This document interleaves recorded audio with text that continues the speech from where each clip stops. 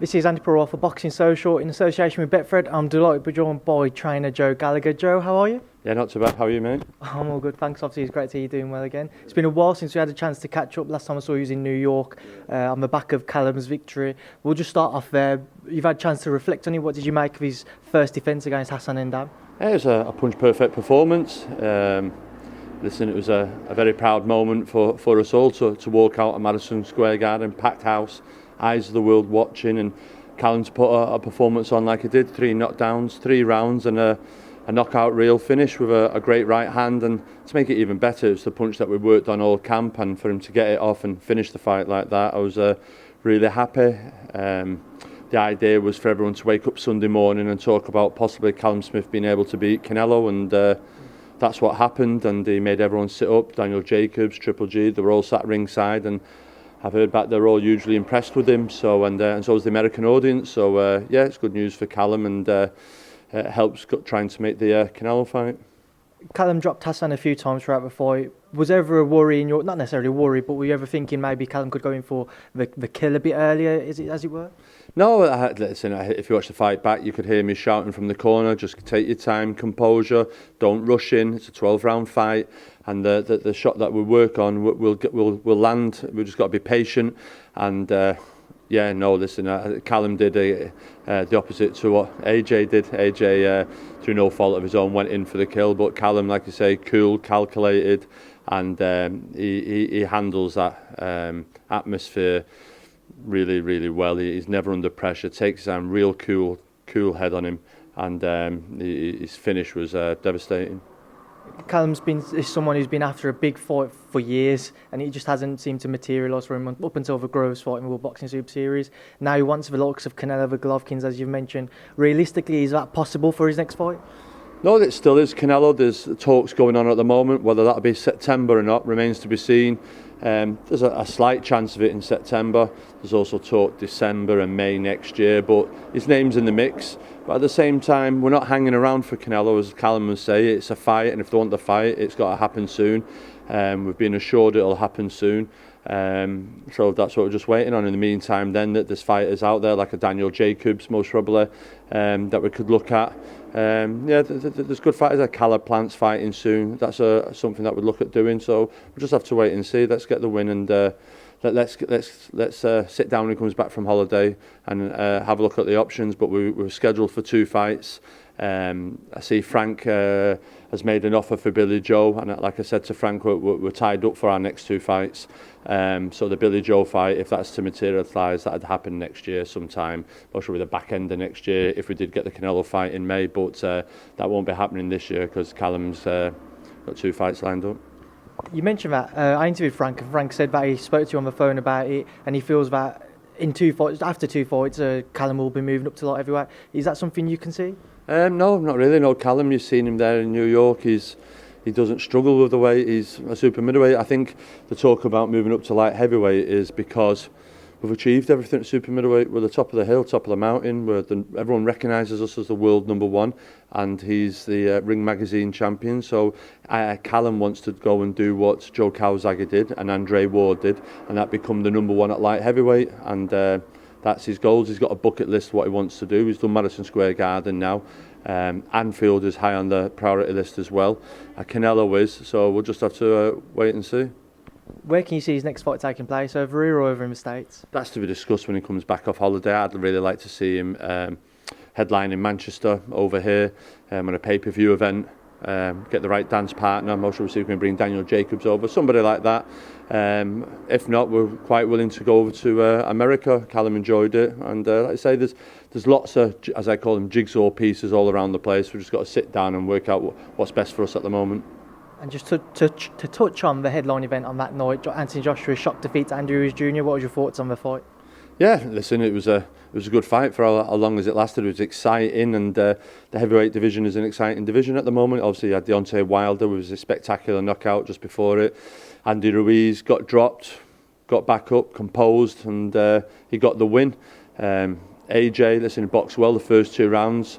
dropped him in the third, and we thought, oh, here we go, here's the formality, the finish, and he went in and he got caught with a shot high up on the back of the head. And what them type of shots sort of like discombobulate you, that takes you a while to get over. And you've seen with AJ before, and I'm not calling him, but it's just their facts. When he gets hit, he seems to stay hit a little bit. Like with Klitschko, we took a couple of rounds to get over it, and same Ruiz, where Ruiz got dropped and recovered quickly. So that seems to be a concern for me if he was a coach, but they're adamant they want the rematch. There's lots of rumours of him splitting with McCracken. They've put that to bed, and it's like anything, like a football team.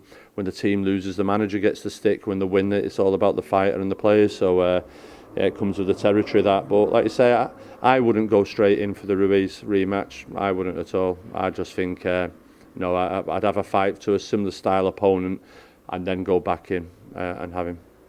What did you make of the criticisms towards Rob McCracken? I know you'd have watched the fight, you'd have seen what he was saying in the corner. You know, what did you make of any criticisms thrown his way? Listen, everyone's entitled to their own opinion. I've been in that situation myself many a time, but Rob knows his fighter best.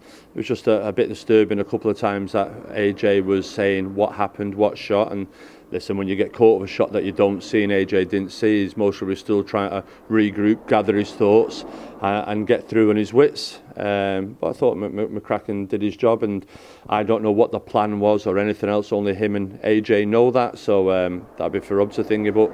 Like I just said to you there, you can be the best football coach in the world and be criticised and lose a game, or be the best when you win a game, and boxing's no different. So it comes with the territory, and Rob's been around it before with Carl Froch and his performance against Andre Ward and stuff like that, so he'll just brush it over and move on.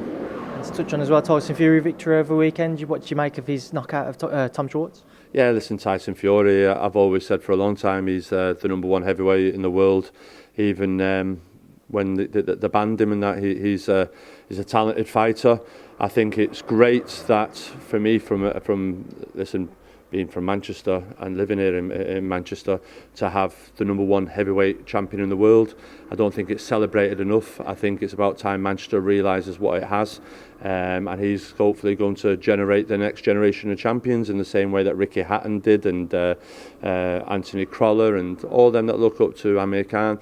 Now, like I say, Tyson Fury is, and we've got the number one heavyweight champion in the world, and it should be celebrated more. And listen, he's come from a bad place and a dark place, and he's in a very good place now, so credit to him, his team and his family for supporting him through the good times, and full credit to him.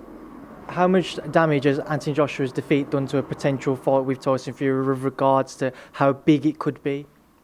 I still think it's a big fight. Everyone says that with a loss, but you've just got to look at Amir and Kell Brook. If you put that fight on, it'll still sell. And I think AJ and Tyson Fury still sell. Deontay Wilder, and listen, Tyson Fury, he came back, got a draw. Everyone thought he won with Deontay Wilder. Listen, that's just, I feel now the three of them should just fight each other. Do you know what I mean? Just fight. Well, you got Andy Ruiz in it now, but they all should just fight each other, round robin, make the money, enjoy, give the fans what they want, and that's it. And listen, fair play from what we're hearing. AJ and Wilder have got Tyson and Wilder have got to do it again. AJ Ruiz have got to do it again, so hopefully the winners of both of them will fight, and there's no reason why the losers of both fights don't fight each other like a World Cup semi-final and final effect. So yeah, it'd be interesting to see, and I think that's what we should do. And to touch on as well, over the past weekend, Josh Warrington was also in action with a split decision victory over Kid Gallagher. Have you had a chance to watch that fight? Yeah, I watched the fight. I thought it was a close fight. I thought Kid Gallagher started off really well. I thought he had good success from the southpaw stance.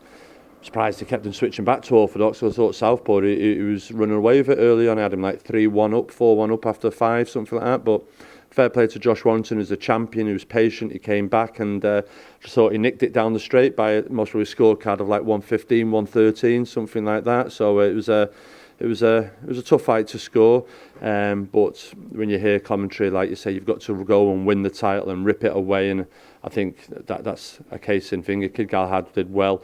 It was a bit of an ugly and messy fight at the time, but Josh Warrington landed good shots and finished strong.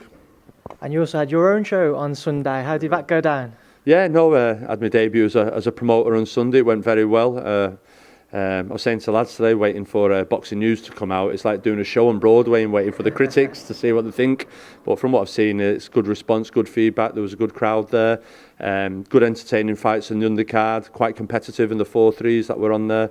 And Stephen Smith got another win. That was 2 wins in 5 weeks, and hopefully I've got him out again in July. So we just need him to get busy and keep busy and get a big fight in September.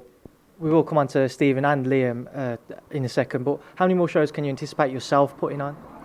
Yeah, well, listen, that was the first one. Most sure we might do one in September, and we'll see where we go from there. But it's busy being a trainer as well. I just thought there was a window there to do a show. We only did it in like 3 weeks, 4 weeks, but it was good. And as long as it's giving the lads the work and doing stuff for grassroots, because we can't be waiting all the time for Eddie and Frank to come to Manchester. Fighters in Manchester, they've always been used to being a Ricky or a Crolla and a Quigg and that to come, or a Terry Flanagan to fight on the undercards of them, and them kids aren't about holding them belts for them shows now, so kids still need work. And like you say, there's other promoters area doing the same thing, Pat Barrett, Steve Woods, so Kieran Farrell as well, and now myself, so basically it's good news for the fighters in the area.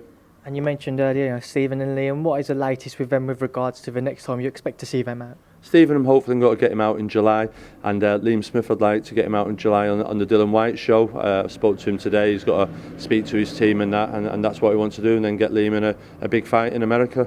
What are your plans with regards to Stephen and his push back towards world level? Listen, it's a very hard division, but he's had time out. He performed better on Sunday than he did in Nottingham again, and he's got to do that again. And then we're just going to most probably look at the European scene, see what's there, and then after the European scene, look who's about for a world title. I said to him joking the other day, I said, you can move up to lightweight, and see, can you have a move dance around of Loma? Yeah. So we're just laughing. No, it's a very hard division. You've got super featherweight there, Javonte Davis and that, and then you've got the lightweights, and Stephen's been one of them unfortunate boxers that most probably should have won a world title, but in the weight division that he was in, the top 10, any of them kids that's in the top 10 were a worthy world champion. And finally, Anthony Crolla, is he returning? We don't know. I think there's maybe one more dance night for him, a farewell fight. We'll sit down and talk. The longer he's not in the gym, the better for me. We're going doing that.